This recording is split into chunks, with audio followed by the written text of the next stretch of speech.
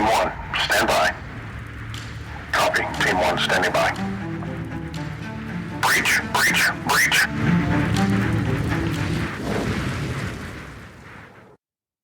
Hey guys, what's going on? Welcome back to the Breach Your Mind podcast. If a lot of you remember back, a little while back, I put out a call. I made a call to everyone that watched the podcast or consumed any of my content to reach out to me, whether it's through email, messages, what have you. But reach out to me with your stories. Tell me your stories and let's get your story heard by others. Because, like I said then, my stories don't resonate with everybody. It's only one standpoint, and people may not be able to resonate with that, but they might with yours.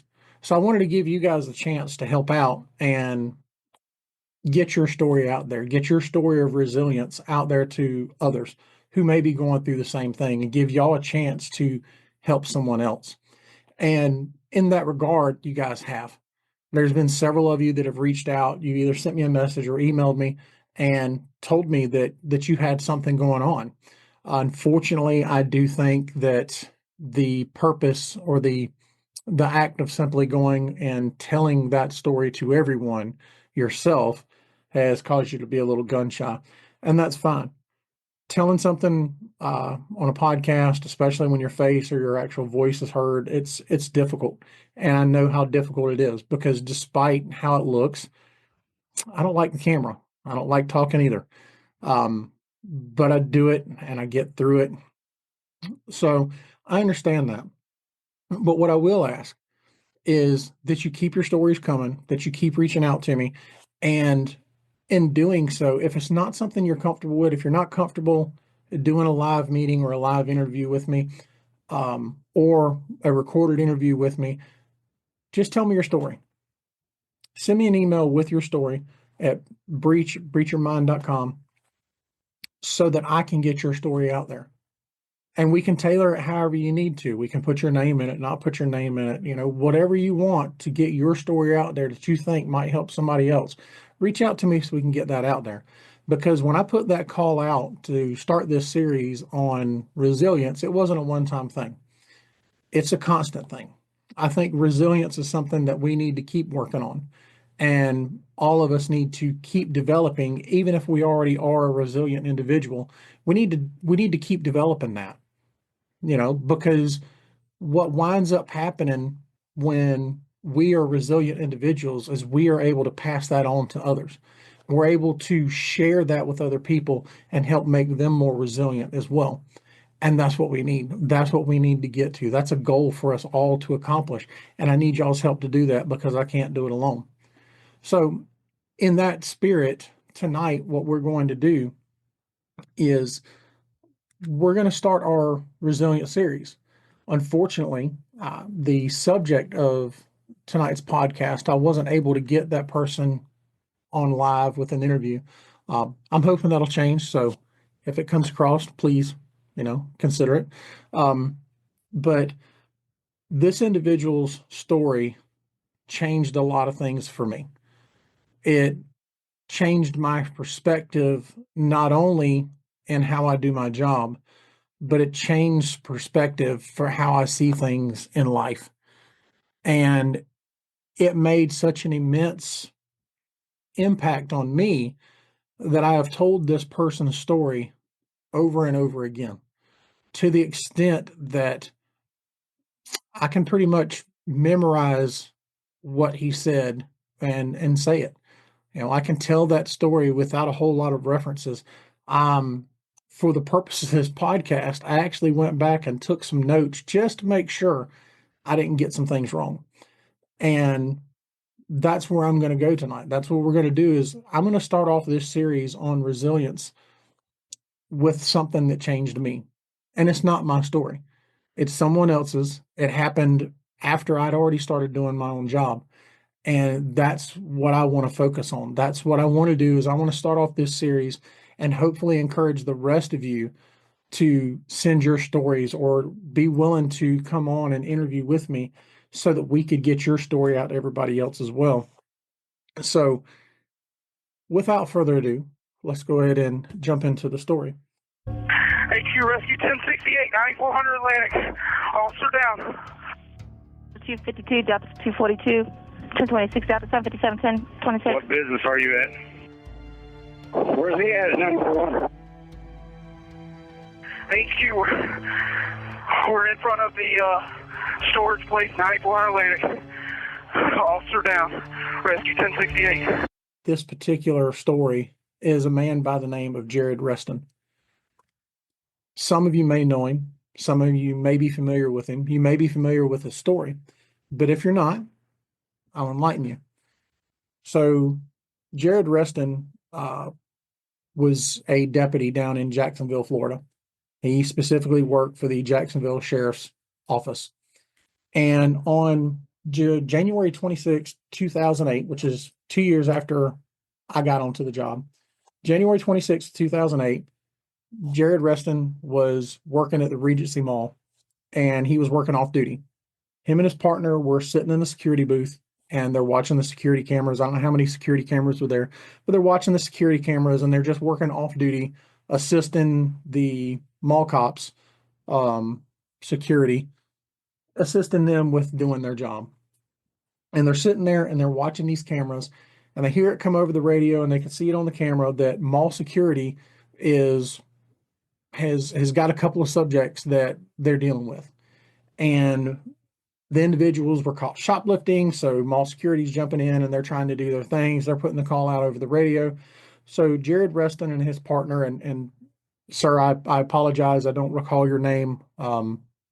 It's not intentional. I mean, no disrespect by it. But Jared Reston and his partner get up and they run down to go assist mall security. As they get down to where they've got one subject, mall security's got him hemmed up, and they're dealing with him. And they said the other one's running. He's going, go get him. So Jared and his partner take off running. And I'm sure many of you have gone to a mall. You understand how big they are and how big parking lots are. And they're never usually in a small place. It's usually a pretty busy area. And that's the way it is down in Jacksonville. So Jared and his partner take off. They're going across this parking lot. They see him and they take off after him. Both of them take off running, and it's a foot pursuit. He sees them, they see him, and the race is on. They're off to it. As they're running along and listening to Jared tell his story on, I believe it was Police One. It was an interview on Police One. Listening to Jared tell his story, his partner started getting gassed out, which if you've never ran, I don't care how fit you are, but if you've never ran wearing full gear, vest, belts, or boots, all the gear that we got to carry, it adds a lot to you. You know, when you're starting to add 20, 25 pounds to your body and running, that takes a lot out of you. But his partner started getting gassed, and, he told Jared, get him. So Jared kept going. And according to what I could find, they wound up running across like a 6-lane highway and running down into like a drainage pond. When Jared gets to him, when he's telling his story, and I would love nothing more than to post-production put that Police One video in here for him to tell it and for you to hear it in his own words, but copyright issues, I'm not trying to get in trouble. But Jared says he runs after him, and as he gets to him, the guy stops and turns around and takes a fighting stance. And as Jared gets to him, the fight's on. And they're struggling and they're fighting, and all of a sudden he felt like he got hit with this massive uppercut, and it just, it kind of laid him out. Jared goes down and he hits the ground. He falls down into this dried drainage pond, this drainage area. He falls down, and that's when he realized that what had actually happened was he wasn't punched. The suspect didn't catch a lucky shot. He didn't break Jared's defenses and get a good lucky shot on his jaw. Nothing like that. It was a lot worse. What wound up happening is when this subject got the opportunity, he pulled out his Glock pistol and discharged a round. That round came up through Jared's jaw, exited out the back side of it, and that's what he felt. That was the uppercut that took him down. He collapses into this drainage pond, and the subject turns to him, and he's now aiming down at him. He's aiming down at him, and he's firing. He hits Jared a total of, I believe, 7 times. He caught 3 in the vest, 1 in the thigh, obviously, or the jaw, 1 in the thigh, 1 in his buttocks, and 1 in his elbow. This guy has riddled him up. Jared's been hit 7 times, and yeah, he's wearing a vest. He's wearing that vest, but if you have any idea of what these vests are, it's not some big, hard, thick plate that we typically wear, or that we typically wear. It's not that. That's a special use purpose carrier. And even then, it's gonna hurt. We wear a soft armor. So when that round hits that soft armor, we're gonna feel it. You know, imagine someone taking a ball peen hammer and cracking you square in the chest just as hard as they can, and you've got something about that thick, maybe thinner, between that hammer and your sternum. You're going to feel that. You're going to feel it. He took those 3 plus the other 4. Thigh, the buttocks, the elbow, and the jaw. 7 rounds total is what he took. So he's laying there in this retention pond or drainage pond, whatever you want to call it. He's laying there in this thing, and he's been shot, and none of them are good hits. You know, that none of them are ones you're like, oh, it's fine, it's a flesh wound, we'll move on. It's not that. You know, especially the one that hit him in the face. You know, all of these are disabling shots. So he's laying there, and the suspect wound up being a young male by the name of Joel Abner. Later, they found out that, and I could be mistaken because I couldn't find it in my research, but I remember it from the video, that at the time that this all happened, Joel had no criminal record. He'd never been convicted of a crime. So for all intents and purposes, this is the first crime that anyone ever knew he'd committed. And it was shoplifting. And he made the option to unalive a law enforcement officer over some clothes, over not getting in trouble for what would likely have been a misdemeanor charge. He decided and made the choice that he was going to try to take the life of a law enforcement officer. So Mr. Abner has delivered these 7 shots to Jared, and Jared's laying in this drainage pond, or this retention pond, and he's bleeding. Abner thinks that he's done it. He's offed him, he's free, he can go on about his life. So he turns and he starts to walk away. And it's at that moment, as Jared describes, while he was laying there in this retention pond, and he's watching this young man who's just shot him, walk away from him. And it made him mad. He wasn't scared. He wasn't fearful of death. He got mad. He got mad that this individual made this choice and then just expected him to die. And he fought through it because he made the decision that he wasn't going to be the only one that went out. So after taking 7 rounds, 3 to his protective gear, and then 4 to the rest of his body, 1 which was a face shot, Jared made the decision that it wasn't going to be just him. It wasn't going to be just him. If he was going to meet his maker, he's going to bring somebody with him. So Jared musters up the strength. He finds that intestinal fortitude. He rolls up onto his hip, and he pulls his service weapon from his hip. Well, during this time, Abner, from what Jared said, Abner must have heard him, because he turns around and sees Jared rolling up and pulling his weapon. Abner realizes he hadn't done the job quite as good as he thought. So he turns around and starts to reapproach. He wants to come back and finish the job that he started, because now he can't. He can't just walk away from it like it is. So as he turns, he's coming back up with his weapon. Jared finds that strength, gets his weapon out, levels out, and starts squeezing off rounds. Boom, boom, boom. He's not hitting him, but he's close. And the way Jared describes it was, as he's firing these shots at Abner, it was almost as if you were chasing your kid with a squirt gun, with a water gun. You know, when you're chasing them, you're trying to get them, and they're like, that little stream of water is going right behind them, and they're tucking in, trying to keep it from hitting. That's what Abner's doing. Jared's walking him in. Well, it happens that he steps in the right spot. Jared's pistol finds its mark. He strikes Abner. Abner falls down into him, and as he falls into him, Jared said that he caught him. He cradled Abner and delivered 2 vault shots.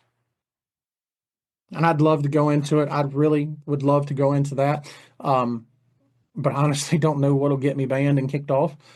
But that being said, he catches Abner after striking him. He catches him and he delivers 2 vault shots.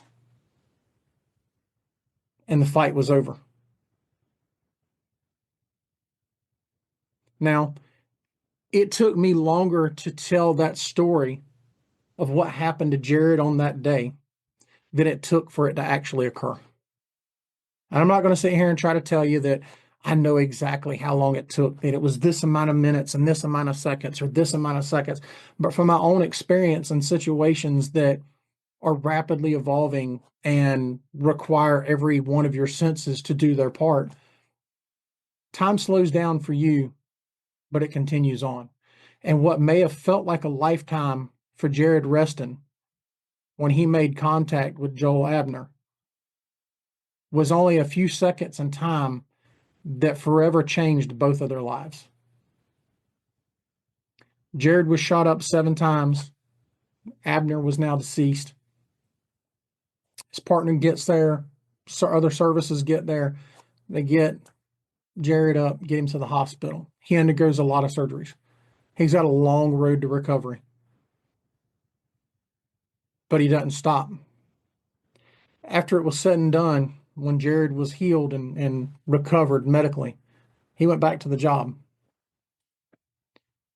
Jared decided that that one day in his life was not going to end the career that he chose to help people.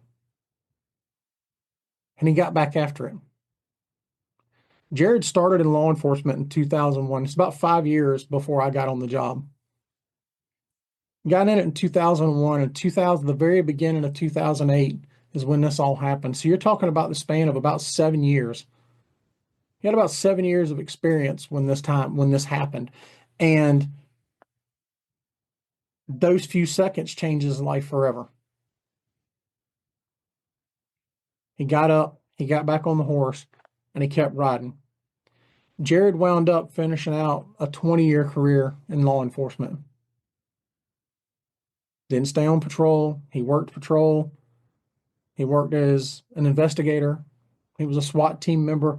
As a SWAT team member, he was involved in over 1,000 operations, some of which required the use of lethal force. For 20 years, Jared Reston served his community and did his job. 13 of those, roughly, was after Joel Abner attempted to take his life. He didn't let that stop him. He had a heart and a passion to help people. And despite everything that he went through, despite 7 rounds, 3 that pierced his body, 4 that pierced his body, despite that, Jared, he didn't let it go. When I tell this story to others, when I tell this story to individuals who are just starting out in this job that I do, I call it the warrior spirit. I call it the warrior spirit because Jared refused to go down. He refused to let that take him out. Despite all the odds and everything that was working against him at that moment, it would have been so easy for him to give up. It would have been so easy for him to accept defeat and lay there in that drainage pond, in that drainage ditch, and that'd be the end of his story. But that's not what he did. He's a warrior. And like a warrior, he was going to fight until he couldn't fight anymore. And that's what he did. For 20 years, he worked the job.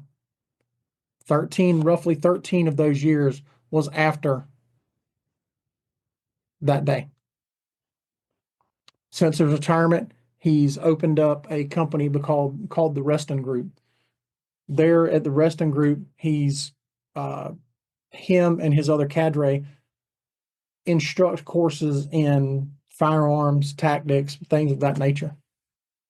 So even after his retirement from law enforcement, Jared Reston is still continuing to try to contribute to his community.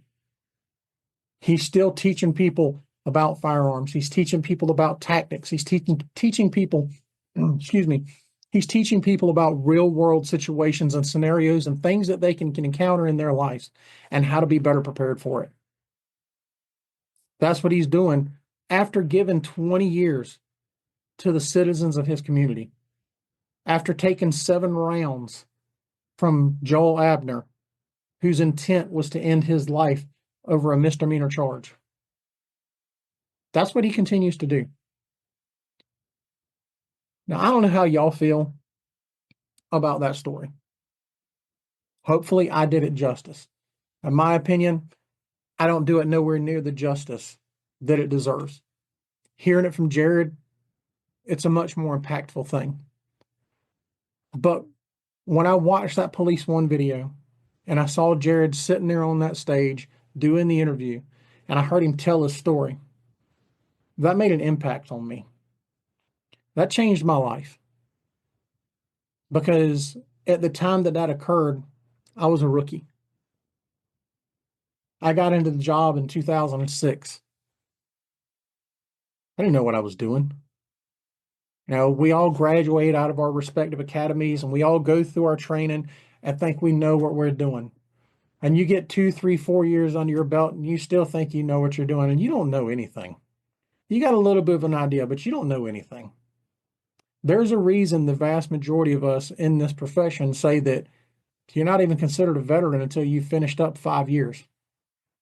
Because until you've hit that mark, there's no way you've covered most of the things that you're going to encounter in this job.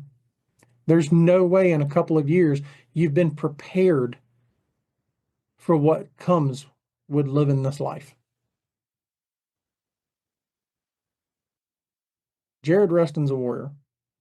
And what he had January 26, 2008 was the warrior spirit. And as a young rookie of 2 years, roughly, in this job, not even a full 2 years, as a young rookie hearing the story of Jared Reston, I was inspired and I was changed. My family will tell you that anytime I leave the home, they'll say, I love you. Be careful. And my response is, I'll try. I love you too. I'll try. They didn't really like that particular response when I first gave it. Because who wants to hear, I'll try? Nobody wants to hear that. I'll try. Hey, do good on your test. I'll try. Hey, do good at whatever you're doing. I'll try. That's not what they want to hear. They want to hear, I will. They want that confirmation. They want the affirmation that you're gonna do it. Be careful. I will.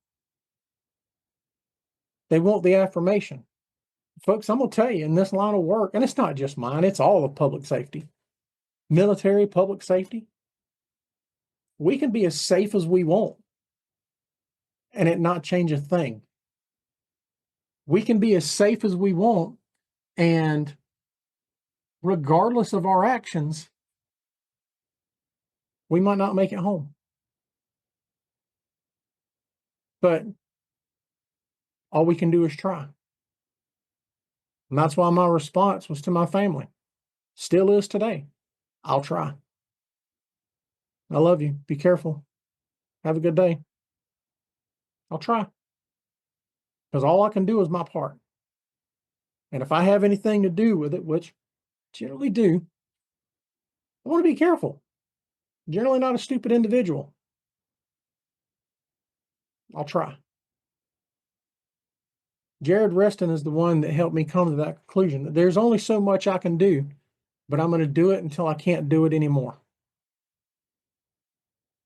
Jared Reston's resilience on that day didn't just change my life, it changed the life of a lot more. His family, Joel Abner's family, many of us that have come into this job after he did, many that came into this job after his fateful day. His story has changed lives. His resiliency changed lives. His unwillingness to give up, to continue to be a warrior and fight the fight, has changed lives. That's the reason why I wanted to start this series off with this one. I wanted to start this series off with it because I hope, if nothing else, even if I didn't convey Jared's story good enough, I hope that you can at least understand the importance of his story to me. The difference that his story made for me as a young rookie starting out in this line of work. Because I still carry that with me today. I've been in this job for 18 years. I've seen a lot of things. I've done a lot of things. And I still carry that lesson with me today. Because of what Jared Reston went through, it changed how I do my job and changed my perspective on life. Yeah, that was an important one for me. So if for nothing else, as much as I hope that this particular story helped others and really demonstrated what resiliency is, especially in that particular incident, as much as I hope for all that, this podcast was for me. This podcast was not just for me, but for those who are still going through or doing something similar. This podcast was to say thank you to Jared for being willing to share his story with so many so long ago. I can't say that I wouldn't have learned that or developed the idea of a warrior spirit or anything like that had it not been for his story. But I can say with 100% certainty that because of Jared's story, I did. So if for nothing else, Jared, thank you. Thank you for sharing your story. Thank you for the job that you did. Thank you for what you still do for people now. It's the resiliency that you had that day that's changed so many people's lives for the better. So, yeah. Anyway, guys, that's about all I got. I hope that this episode has resonated with some of you. I hope that this episode has inspired some of you.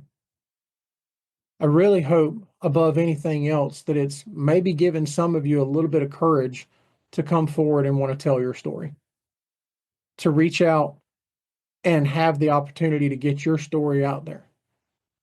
This particular story was about an incident that occurred in a law enforcement officer's life. But that's not the only place that these things occur. Resiliency isn't just for law enforcement, public safety, military. Resiliency is within everyone. Resilience itself is with you always. And it's the level of resilience you have in your life that is going to dictate how you handle the curveballs and the blows that life deals out. And my goal here is to help everyone that I can develop theirs, and become a stronger person. So, guys, I'm going to say it again. If you've got a story, if you've got a situation in your life that was tough, that you had to dig deep on, that required you to dig deeper in your soul than you ever had to before to get out and to make something out of bad situation or whatever it may have been. And it doesn't have to be life-threatening. Anything that impacted you to that level, reach out to me. Hit me up. You can hit me on any of my social links. You can hit me at breachyourmind.com. Send me your story. I want to hear it. And if getting online and doing a video interview or doing a recorded audio interview is not for you, that's fine. We'll correspond through email until we get your story exactly how you want it told. And then I will come on and I will tell your story. Because as hard as it is for me to sit here with this microphone in front of me, these cameras in front of me, and tell this and talk, if it means giving you a chance to help somebody, if it's a chance for me to help somebody, then that's what I'm going to do. So hit me up, guys. Let's get your story out there, and let's get you the opportunity to help somebody else. So until next time, I appreciate you. Thank you for stopping by. Be safe. We'll catch you on the next one. Bye, guys.